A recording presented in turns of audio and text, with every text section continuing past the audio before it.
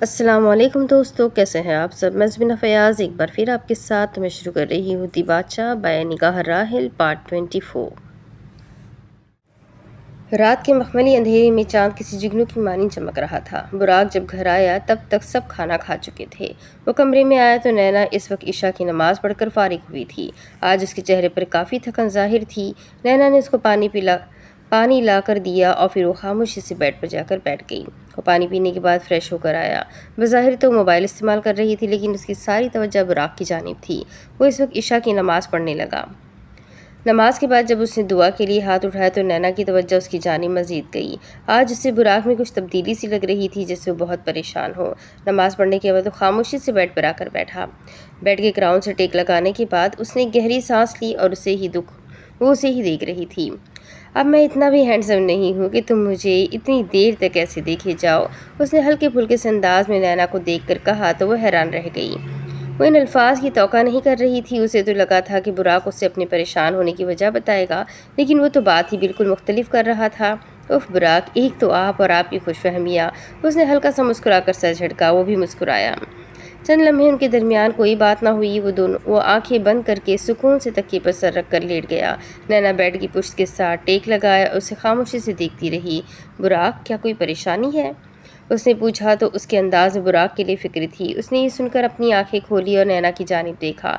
وہ نیلی آنکھیں جس کی دلکشی دوسروں کو خوابوں میں لے جاتی تھی، آج ان میں حد درجے کی فکر اور پریشانی نظر آ رہی تھی۔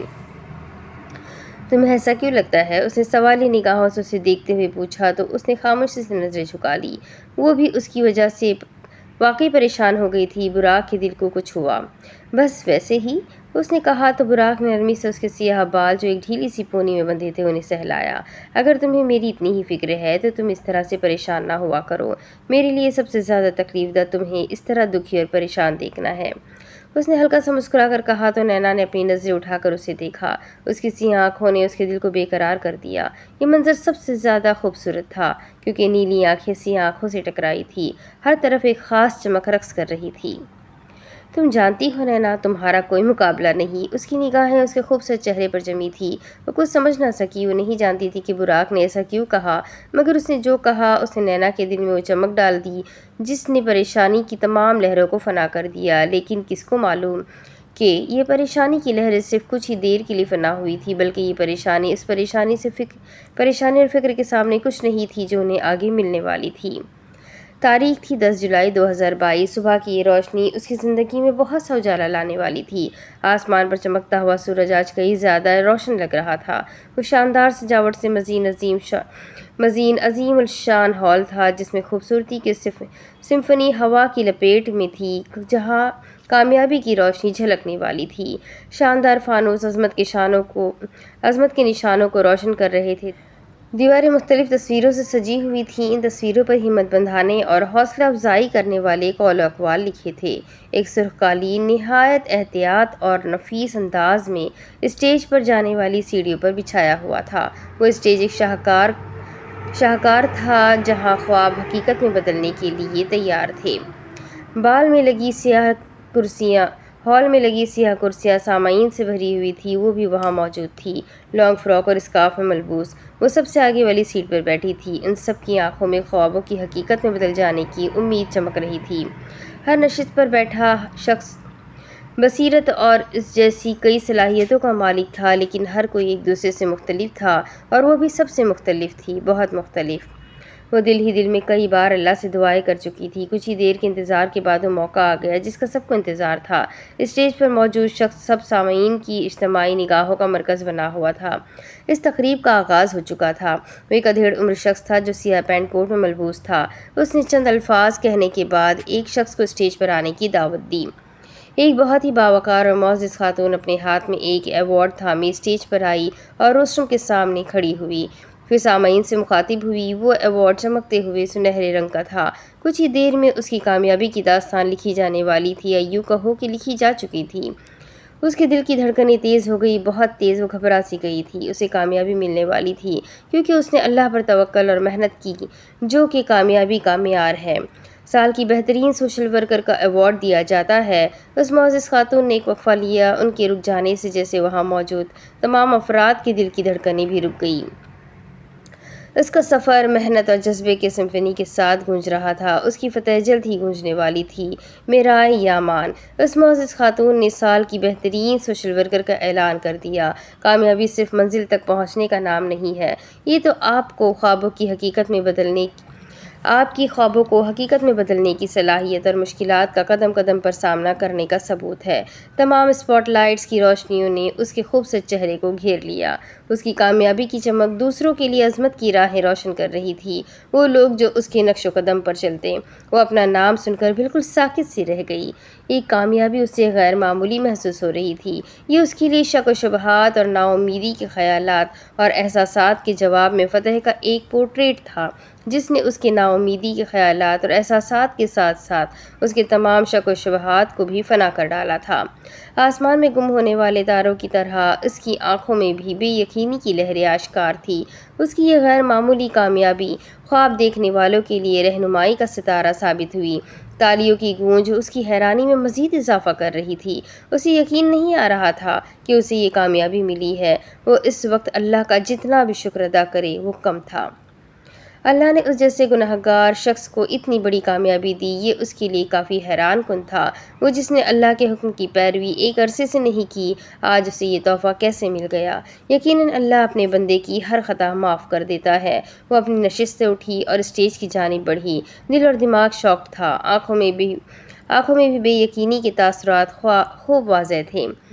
اسے اس بات کا پختہ یقین نہ تھا کہ اللہ اسے یہ کامیابی دے گا، لیکن اب اسے اس بات کا پختہ یقین ہو گیا تھا کہ اگر انسان اللہ پر توکل کرے اور خوب محنت کرے تو اسے کامیابی ضرور ملتی ہے۔ وہ اسٹیج پر پہنچی تو اس معزز خاتون نے اسے ایسے انداز میں وہ ایوارڈ تھما دیا تھا۔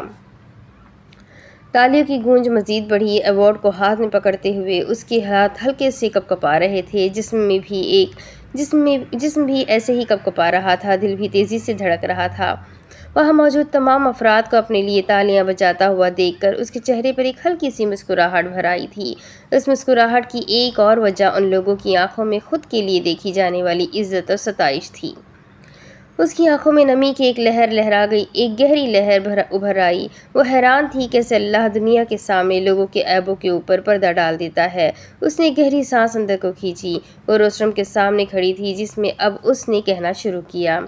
مرحبا، اس نے بھاری دل کے ساتھ کہا۔ میں میرائے یامان آج اگر یہاں ہوں تو اس کی وجہ صرف ایک ہی ہے اور وہ ہے اللہ۔ یہ ایک سطر تھی جس کو کہتے ہوئے اس کی آنکھیں مزید بھر آئی اور اب ان آنکھوں میں موجود آنسوؤں کو روکنا بہت مشکل ہو گیا تھا۔ میں اللہ کا جتنا شکر ادا کروں وہ کم ہے۔ اور پھر اس کی آنکھیں برسنے لگی، خوب برسنے۔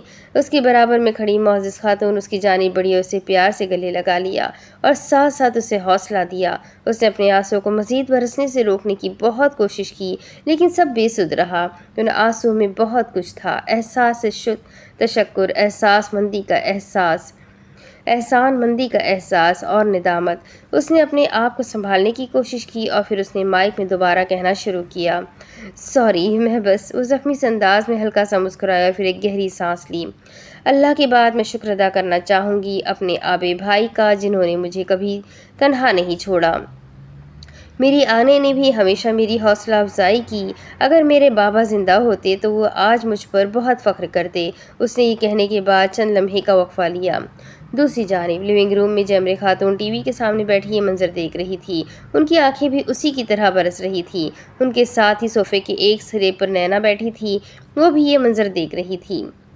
اس کے ساتھ ساتھ میرے اس سفر میں جس نے میرا بہت ساتھ دیا، جس نے مجھے یہ سکھایا کہ انسان کو اللہ سے امید کبھی نہیں چھوڑنی چاہیے، نینا احسن، بہت شکریہ تمہارا۔ میں یہ کہنا چاہوں گی کہ جتنا اس ایوارڈ پر حق میرا ہے اتنا ہی اس پر تمہارا بھی حق ہے۔ اس نے اپنی بات کا اختتام کیا۔ چہرے پر ایک خاص چمک اور مسکراہٹ تھی۔ یہی چمک اور مسکراہٹ اس وقت نینا اور جمرے خاتون کے چہرے پر بھی تھی، جو گھر میں بیٹھی ٹی وی پر یہ سب دیکھ رہی تھی۔ نینا تو اس کے ساتھ جانا چاہتی تھی، لیکن میرائے نے اسے روک دیا۔ میرائے نے اسے ساتھ نہ لے جانے کی وجہ نہیں بتائی، لیکن نینا جانتی تھی کہ وہ اسے اس لیے ساتھ نہیں لے جانا چاہتی کیونکہ اگر اسے یہ ایوارڈ نہ مل سکا تو وہ ضرور مایوس ہو جائے گی، اور وہ مایوسی اس کے چہرے پر آشکار بھی ہوگی۔ اس وقت وہ اس مایوسی کے تاثرات کو چھپا بھی نہیں پاتی، اس لیے وہ نینا کا سامنا بھی نہ کر پاتی۔ وہ نہیں چاہتی تھی کہ نینا اس کے چہرے پر مایوسی کے تاثرات دیکھے۔ نینا آج کے لیے خوش نہیں، بہت خوش تھی۔ اس کی سیاہ آنکھیں بھی خوشی سے نم ہو گئی تھیں۔ براق امان فوج بیس میں موجود تھا۔ وہ اپنے آفس میں بیٹھا موبائل کی اسکرین پر یہ منظر دیکھ رہا تھا۔ جب میرائے کی آنکھیں برسنا شروع ہوئی، اسی وقت اس کی آنکھیں بھی برسنا شروع ہو گئی تھی۔ وہ یہ دن دیکھنے کے لیے بےتاب تھا۔ اسے یقین تھا کہ اللہ اس کی بہن کا ساتھ ضرور دے گا۔ براق کی نیلی آنکھیں آج کافی عرصے بعد برسی تھی، لیکن یہ برسات مسرت کی تھی۔ وہ کار ڈرائیو کر رہی تھی۔ اس نے ایوارڈ اپنی کار کے ساتھ والی فرنٹ سیٹ پر رکھا ہوا تھا۔ اس سنہرے ایوارڈ پر سورج کی کرنیں جب گرتی تو مزید چمکنے لگتا۔ سڑک بالکل خالی تھی۔ یہ سڑک زیادہ تر خالی ہی رہتی تھی۔ اسفالٹ ایک ربن کی طرح پھیلا ہوا تھا۔ اسکاف ایک ربن کی طرح پھیلا ہوا تھا جس پر گھنے درختوں کے ساتھ ساتھ ان کے سائے نے گھر کیا ہوا تھا۔ ان گھنے درختوں کی شاخیں آسمان پر پردہ ڈالنے والی ٹیپسٹری بنا رہی تھی۔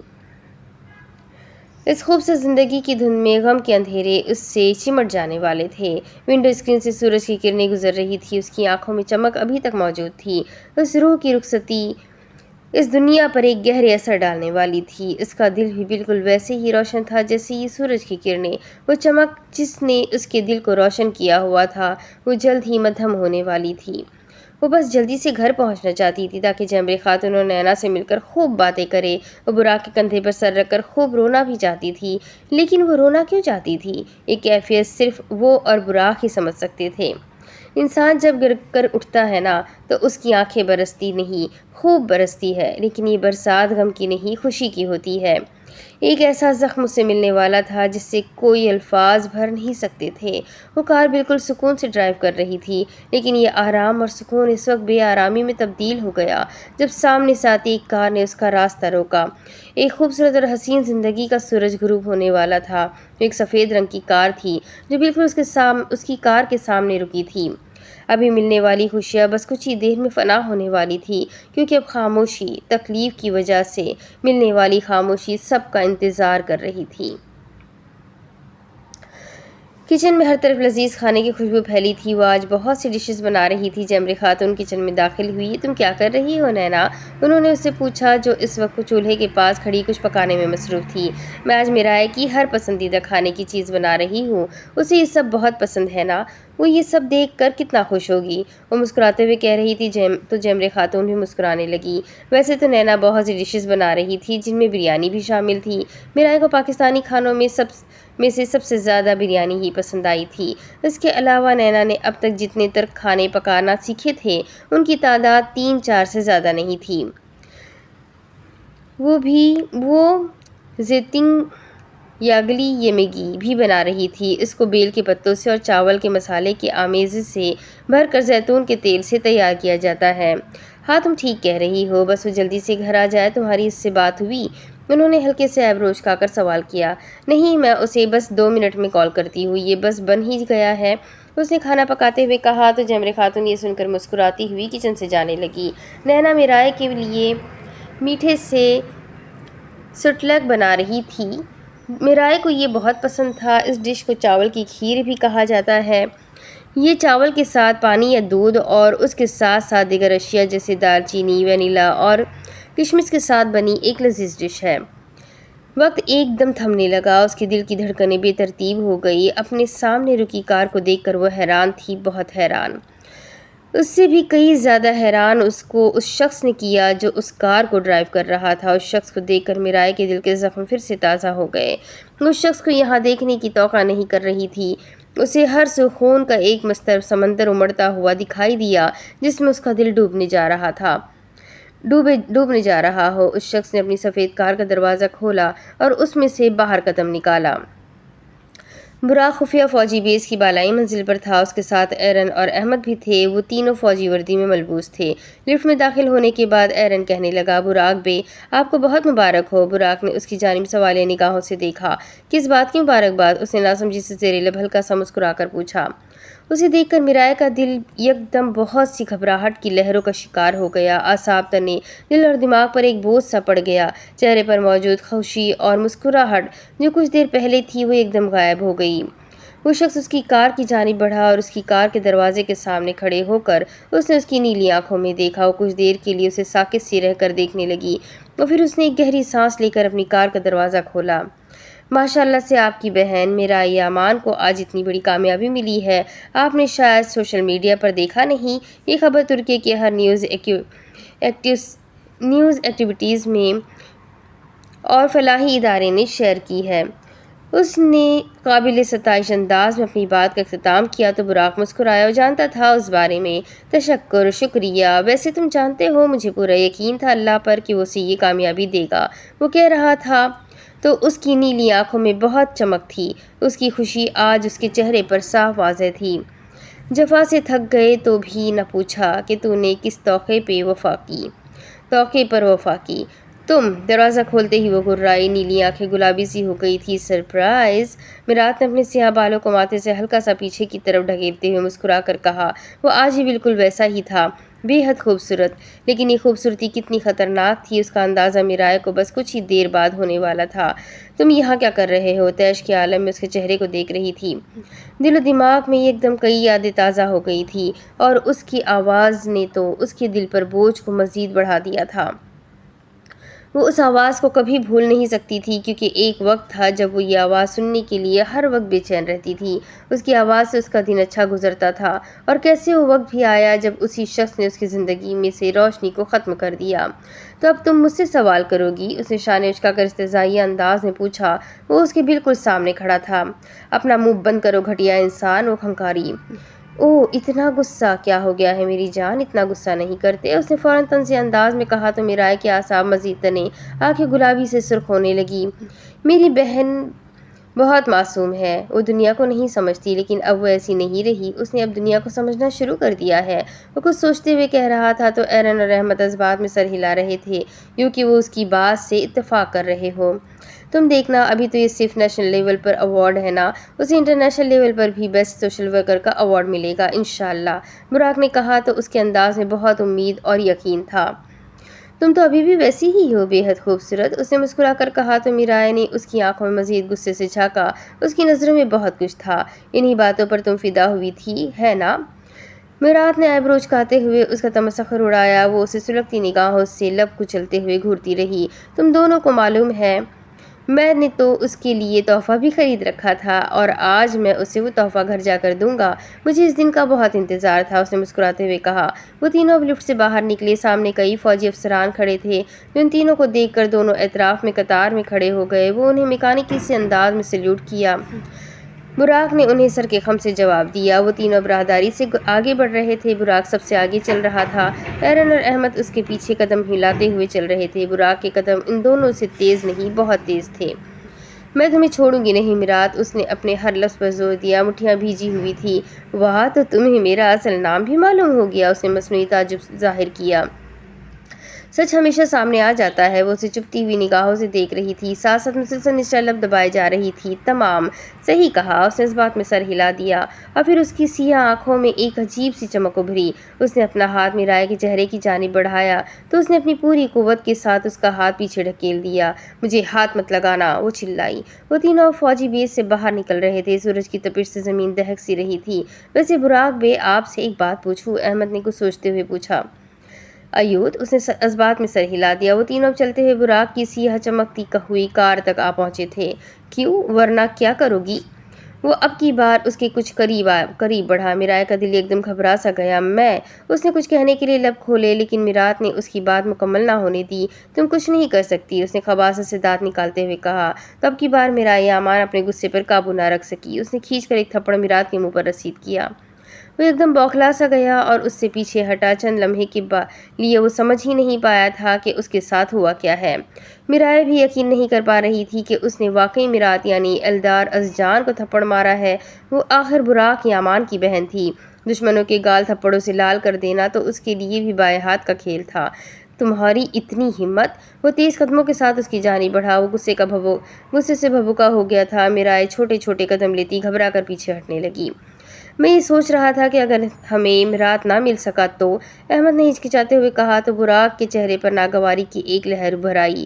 تمہیں ایسا کیوں لگتا ہے؟ ہم اسے ڈھونڈ لیں گے، وہ ہم سے زیادہ دیر چھپ نہیں سکتا، اس نے اپنے الفاظ پر زور دیا۔ نہیں نہیں، یہ ٹھیک نہیں، ویسے بھی تم تو کچھ ہی دیر کی مہمان ہو تو تمہیں ذرا اچھے سے رخصت کرتے ہیں، ہے نا؟ اس نے سرد مہری سے کہتے ہوئے اپنی جیب میں سے ایک پستول نکال لی، جسے دیکھ کر میرائے کے قدم زنجیر ہوئے۔ میرات کی آنکھیں سرخ انگارہ ہو رہی تھی۔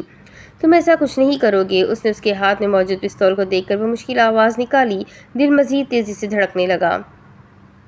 میں ایسا ہی کروں گا۔ وہ اپنی بات پر قائم تھا، چہرے پر ایک خوفناک مسکراہٹ پھیلی تھی۔ میرائے کی آنکھوں میں خوف کی ایک لہر اتر آئی، دل ڈوبنے لگا۔ چند لمحے بعد میرات نے پستول کو لوڈ کرنا شروع کیا، نظریں ہنوز میرائے پر جمی تھی۔ تم جانتی ہو تمہارے آبے نے کیا غلطی کی؟ اس نے ذرا سے ایبرو چکائے ہوئے لب کاٹتے ہوئے خاموشی سے اسے دیکھ رہی تھی۔ اس نے مجھے وہاں سے زندہ جانے دیا۔ اسے لگا کہ مجھے اگر وہاں سے جانے دے گا تو وہ اونور بے کو ڈھونڈ لے گا، لیکن دیکھو وہ ہار گیا۔ فاتحانہ انداز میں مسکرایا۔ اس کی نیلی آنکھوں میں نمی گہری ہو گئی، بے حد گہری۔ براق بے، میں جانتا ہوں کہ آپ کبھی غلط نہیں ہوتے، لیکن آپ کو ایسا نہیں لگتا کہ… احمد اپنی بات مکمل نہ کر پایا کہ اس نے فوراً سنجیدگی اور سختی سے پوچھا۔ ایرن ان کی گفتگو خاموشی سے سن رہا تھا۔ کیا ہم نے میرات کو وہاں سے جانے دے کر کوئی غلطی تو نہیں کر دی؟ وہ ہم کہہ رہا تھا، لیکن اصل میں یہ فیصلہ صرف براق کا تھا۔ اوہ، تمہیں ایک اور سرپرائز تو دیا ہی نہیں، اس نے ماتھے پر ہاتھ مارتے ہوئے ہلکا سا مسکرا کر کہا۔ آج اسے اس کا چہرہ دیکھ کر بے حد خوف آ رہا تھا، کیونکہ وہ کوئی خوبصورت چہرہ نہیں تھا، وہ ایک خوفناک چہرہ تھا، کسی درندے کا چہرہ۔ میرات نے اپنی کار کی بیک سیٹ پر بیٹھے دو افراد کو ہاتھ سے اشارہ کیا کہ وہ کار سے باہر نکلیں۔ میرائے کو اس کار میں ان دو افراد کے علاوہ بھی چند افراد نظر آئے۔ جب وہ کار سے باہر نکلے تو ان کے ساتھ دو اور افراد بھی تھے، جن کو انہوں نے رسیوں سے باندھا ہوا تھا اور ان کے چہرے سیاہ کپڑے سے ڈھکے ہوئے تھے۔ جانتی ہو یہ دونوں کون ہیں؟ اس نے ان کی جانب تیکھی نگاہوں سے دیکھتے ہوئے میرائے سے پوچھا، جو ان دو افراد کو حیرت اور ناسمجھی سے دیکھ رہی تھی۔ یہ وہ ہے جنہیں تمہارے بھائی نے تمہاری حفاظت کرنے کے لیے رکھا تھا، لیکن یہ دونوں بھی تمہارے بھائی کی طرح ہی بیوقوف نکلے۔ اس نے براق کا تمسخر اڑایا اور اس کی ان الفاظ پر میرائے کا دل جیسے بند ہو گیا تھا۔ اس نے بے یقینی سے میرات کو دیکھا، پھر ان دو افراد کو۔ احمد، میں ہمیشہ صحیح ہوتا ہوں، تم دیکھ لینا، اس بار بھی میں بالکل صحیح ہی ہوں گا، اس نے سنجیدگی سے پر اعتماد انداز میں کہا۔ ایرن نے ویسے تو کچھ نہیں کہا، لیکن دل ہی دل میں وہ بھی احمد کی باتوں سے اتفاق کر رہا تھا۔ احمد نے خاموشی سے سر جھکا لیا۔ وہ جانتا تھا کہ براق کبھی اپنی غلطی تسلیم نہیں کرتا۔ معلوم ہے براق کی سب سے بڑی غلطی کیا ہے، وہ کہہ رہا تھا تو میرائے ان افراد کی جانب ہی زخمی نگاہوں سے دیکھ رہی تھی۔ اسے لگتا ہے کہ وہ ہمیشہ صحیح ہوتا ہے اور یہ اس کی غلطی نہیں بلکہ بیوقوفی ہے۔ وہ مسلسل نچلا لب دبا رہا تھا اور اب اسے اپنی اس بیوقوفی کا صلہ ملنے والا ہے، اس نے زہرخند لہجے میں کہا۔ آنکھوں کی خوفناک چمک مزید بڑھ گئی، گولی کی زوردار آواز ہر سو گونجی، درختوں پر اپنے اپنے گھونسلوں میں چھپے پرندے پھڑپھڑا کر رہ گئے۔ اس نے اپنی بات مکمل کرتے ہوئے ایک کے بعد ایک گولی ان دو افراد پر چلا دی جن کے چہرے سیاہ کپڑے سے ڈھکے تھے اور جن کو رسیوں سے باندھا گیا تھا۔ میرائے کی آنکھیں یہ سب دیکھ کر کھلی کی کھلی رہ گئی، دل جل رہا تھا۔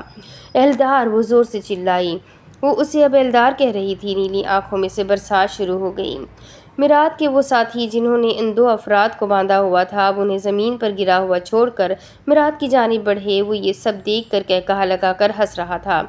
براق نے اپنی سیاہ کار کا دروازہ کھولا اور پھر فرنٹ سیٹ پر بیٹھ گیا۔ ایرن اور احمد اس سے چند ایک کاموں کے سلسلے میں گفتگو کر کے وہاں سے جانے لگے۔ کار کو ڈرائیو کرتے ہوئے براق کے ذہن میں بار بار احمد اور نینا کے الفاظ دوڑ رہے تھے، کیونکہ ان دونوں نے ہی اس کے اصول کے خلاف بات کی تھی۔ اگرچہ نینا نے اسے یہ کچھ دن پہلے کہا تھا، لیکن پھر بھی وہ اس کے الفاظ کو بھولا نہیں تھا۔ یہ وہ واحد بات تھی جو براق کو نینا کے منہ سے سن کر اچھی نہیں لگی تھی، بلکہ یہ بات اسے احمد کی بجائے نینا کے منہ سے سن کر زیادہ بری لگی تھی۔ یہ بات میرے اقتدار کے خلاف ہے کہ میں اپنے دشمن کو اتنی تکلیف نہ دوں کہ وہ موت کی خواہش نہ کرے، اس نے اپنے چہرے پر قائم شیطانی مسکراہٹ کے ساتھ میرائے سے کہا۔ میرائے کی نظریں اسے کاٹ کھانے والی تھیں، ان نظروں میں اب صرف اور صرف نفرت تھی۔ تم جانتی ہو میرائے، موت سے زیادہ تکلیف دہ کیا ہوتا ہے؟ اس نے سرد مہری سے پوچھا تو وہ ابھی بھی اسے نفرت بھری نگاہوں سے دیکھ رہی تھی۔ اپنوں کی جدائی کا غم، اس نے اپنے الفاظ چبا چبا کر کہے۔ سیاہ آنکھوں میں اب ظلم کی ایک اور داستان لکھی نظر آ رہی تھی، جو صرف اور صرف وہاں موجود معصوم لڑکی میرائے یامان کے لیے تھی، اور میں براق کو یہی تکلیف دینے جا رہا ہوں۔ میرائے کو لگا کہ اس کے گلے میں کچھ اٹکا ہے۔ تمہیں تو شکر کرنا چاہیے کہ میں تمہیں یہ تکلیف نہیں دے رہا۔ نظریں ہنوز اس معصوم لڑکی پر جمی تھی۔ براق نے ڈیش بورڈ سے اپنا موبائل اٹھایا اور میرائے کو کال کرنے کا سوچا۔ وہ اسے اس کی کامیابی کی مبارکباد دینا چاہتا تھا۔ چند لمحے سوچنے کے بعد اس نے میرائے کو کال ملائی۔ فون کی رنگ جا رہی تھی مگر جواب موصول نہیں ہو رہا تھا۔ اس نے فون دوبارہ ملایا۔ چہرے پر اضطراب سا نمودار ہوا۔ تمہیں تو میں وہ تکلیف دوں گا جو صرف کچھ ہی دیر کے لیے ہوگی، اس لیے میری پیاری میرائے، ڈونٹ بی افریڈ، ڈرنا مت۔ اس نے یہ کہتے ہوئے اپنی پستول میرائے کی جانب بڑھائی۔ اس کی نگاہیں پہلے میرات کے چہرے پر گئی اور پھر اس کی پستول پر۔ میں تم سے جتنی محبت کرتی تھی اس سے بھی کئی زیادہ اب میں تم سے نفرت کرتی ہوں، لیکن اب مجھے اس بات کا احساس ہوا ہے کہ تم تو نفرت کے بھی قابل نہیں ہو۔ اس نے طیش کے عالم میں کسی زخمی شیرنی کی طرح اپنے الفاظ ادا کیے تو میرات قہقہہ لگا کر ہنسنے لگا۔ اس کے ساتھ کھڑے دونوں ساتھی بھی خباثت کے ساتھ مسکرا رہے تھے۔ اور میرے بابا نے جو تمہارے باپ کے ساتھ کیا وہ بالکل ٹھیک کیا۔ اس جیسے گھٹیا انسان کے ساتھ ایسا ہی ہونا چاہیے تھا، بلکہ تمہارا باپ تو ایک غدار تھا۔ اب کی بار اس نے کہا تو میرات کے چہرے کی مسکراہٹ بالکل غائب ہو گئی۔ اسے لگا کہ اس کے کانوں میں کسی نے پگھلا ہوا سیسا ڈال دیا ہے۔ وہ اس کے چہرے کو نفرت سے بھری نگاہوں سے دیکھ رہی تھی۔ اگر کچھ عرصے پہلے اس سے پوچھا جاتا کہ اس کے لیے سب سے خوبصورت چہرہ کس کا ہے تو وہ ضرور میرات کا نام لیتی، لیکن اگر اب اس سے یہ پوچھا جاتا کہ سب سے بدصورت اور خوفناک چہرہ کس کا ہے تو یقیناً میرات کا ہی نام لیتی۔ یقیناً اس کا چہرہ اس سے اب بدصورت اور خوفناک ہونے کے ساتھ ساتھ وحشت اور درندگی سے بھرا ہوا لگ رہا تھا۔ دیکھو ویسے کتنی عجیب بات ہے نا، غدار باپ کا غدار بیٹا۔ واہ، لہجہ بے حد تیکھا تھا۔ اس نے جو کچھ کہا وہ سچ تھا، لیکن وہ سچ میرات کارابے کے لیے زہر کی مانند تھا۔ کئی بار میرائے کو فون کرنے پر بھی جب اس نے کال ریسیو نہ کی تو براق نے بے دلی سے فون بند کر دیا۔ کچھ تھا جو اسے بے چین کر رہا تھا، بس وہ یہ خود بھی نہیں جانتا تھا کہ اس کی زندگی میں کیا طوفان آنے والا ہے۔ وہ آج گھر جلدی جا رہا تھا تاکہ میرائے کو سرپرائز دے سکے۔ تمہاری زبان تو بند کرنی ہی پڑے گی، وہ غصے سے پاگل ہو رہا تھا اور پھر ادھر ادھر سرسری سی نگاہ دوڑا کر دوبارہ پستول کی جانب بڑھائی۔ تم کیا کر رہے ہو ایلدار؟ اس سے اپنی آواز کسی گہری کھائی سے آتی ہوئی محسوس ہوئی۔ وہ زیر لب ہلکا سا مسکرایا۔ مسکراہٹ ایک ظالمانہ مسکراہٹ تھی۔ ایلدار یہ کیا کر رہے ہو؟ میرات نے جب پستول کے ٹریگر پر ہاتھ رکھا تو اس کی زبان سے فوراً یہ الفاظ ادا ہوئے۔ تمہیں دکھ نہیں رہا؟ اس نے تیز لہجے میں سوال پر سوال کر ڈالا۔ میرائے کی آنکھوں میں خوف کی لہر مزید بڑھ گئی، لیکن پھر اسے کچھ یاد آیا۔ اس نے جب قرآن کو ترجمہ اور تفسیر سے پڑھنا شروع کیا تو اس نے ایک بار بلکہ کئی بار پڑھا تھا کہ زندگی اور موت اللہ کے ہاتھ میں ہے اور ہر جاندار کو موت کا ذائقہ چکھنا ہے۔ موت تو برحق ہے۔ اسے اس بات کا آج شدت سے احساس ہو رہا تھا کہ اسے اگر آج کچھ بھی ہو گیا تو اسے یہ پچھتاوا نہیں ہوگا کہ جب وہ اس دنیا سے رخصت ہوئی تو وہ گناہ کرتے ہوئے گئی۔ ٹھیک ہے، تم مجھے مار ڈالو، مجھے اس کا دکھ نہیں۔ میرے لیے یہی کافی ہے کہ کم از کم مرتے ہوئے میں نے اللہ کے حکم کی پیروی تو کی۔ تمہاری طرح اللہ اور اس کے احکام پسے پشت تو نہیں ڈال دیے۔ اب کی بار اس نے کہا تو اس کی نیلی آنکھوں میں خوف کی لہر کہیں موجود نہیں تھی۔ اس کا دل آزاد تھا ہر طرح کے خوف سے۔ خوف تھا تو وہ صرف اللہ کا۔ میرات یہ سن کر مسکرایا اور پھر اس نے پستول سے گولی چلا دی۔ ساری آنکھوں کو تحقیق کیا ہے میں نے، سارے خوابوں کا گلا گھونٹ دیا ہے میں نے۔ گولی کی زوردار آواز ہر جانب گونجی۔ پرندے اب کی بار پھڑپھڑائے نہیں، وہ پہلے چلنے والی گولیوں کی آواز سن کر ہی یہاں سے دور کہیں چلے گئے تھے۔ میرات کی پستول سے نکلنے والی وہ گولی سیدھا میرائے کے سینے پر لگی تھی۔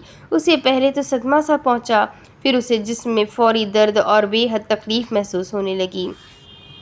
اسے اپنا آپ بے حس ہوتا محسوس ہوا، سرخ خون بہنے لگا تھا۔ ایلدار، وہ چلائی اور پھر لڑکھڑاتی ہوئی زمین پر گر گئی۔ سیاہ خیز کمزور وجود پر جمی تھی۔ اس کا سر زمین کے ساتھ جا کر لگا۔ چند لمحے کے لیے وہاں ہولناک سی خاموشی چھا گئی، بے حد خاموشی۔ میرات کے ساتھی بھی یہ منظر خاموشی سے دیکھ رہے تھے۔ یہ کیا ہو گیا تمہارے ساتھ؟ جانتی ہو مجھے بہت دکھ ہو رہا ہے تمہیں ایسے دیکھتے ہوئے، لیکن میں کیا کر سکتا ہوں؟ یہ سب کرنے پر مجھے تمہارے بھائی نے ہی مجبور کیا ہے، بلکہ یہ کہنا غلط نہیں ہوگا کہ تمہارے باپ کا بھی تمہاری اس حالت میں برابر کا حصہ ہے۔ اس نے زمین پر پنجوں کے بل بیٹھتے ہوئے اس کمزور وجود کو دیکھتے ہوئے سرد لہجے میں کہا۔ وہ ابھی بھی اس کا تمسخر اڑا رہا تھا۔ تم بہت پچھتاؤ گے ایلدار، اس نے اپنی بند ہوتی سانسوں کے ساتھ یہ آخری جملہ کہا، لیکن اس کی آنکھوں میں کچھ تھا جس نے میرات کارا بے کے دل و دماغ میں ہلکی سی خوف کی لہر دہرائی۔ میرائے کا دل ڈوب رہا تھا ایک گہرے سمندر میں، اس کی سانسیں بھی اسی سمندر میں گم ہو رہی تھی۔ جاؤ میرا یامان، ایلدار ازجان تمہیں الوداع کہتا ہے۔ یہ الوداع ایک ظالمانہ جملہ تھا، لیکن یہ ظلم یہاں ختم نہ ہوا۔ میرائے کو چند لمحے ایسے دیکھنے کے بعد وہ دونوں ساتھیوں کے ساتھ اپنی کار کی جانب بڑھا۔ براق نے نینا کو کال ملائی۔ نینا سے بات کرنے پر بھی اسے تسلی نہ ہوئی، کیونکہ وہ بھی یہ کہہ رہی تھی کہ میرائے ابھی تک گھر نہیں آئی۔ اس کی پریشانی میں اضافہ ہو رہا تھا۔ وہ کار تیزی سے ڈرائیو کر رہا تھا، دل بہت بے چین تھا۔ کار میں بیٹھنے کے بعد اس نے اسٹیئرنگ سنبھالا اور کار چلائی۔ میرائے بھی رک رک کر ہلکی سی سانسیں لے رہی تھی، اور ان سانسوں کو بھی اس درندے نے بند کرنا ہی تھا، کیونکہ وہ ایک ظالم تھا، یا شاید لفظ ظالم اس شخص کے لیے کم تھا۔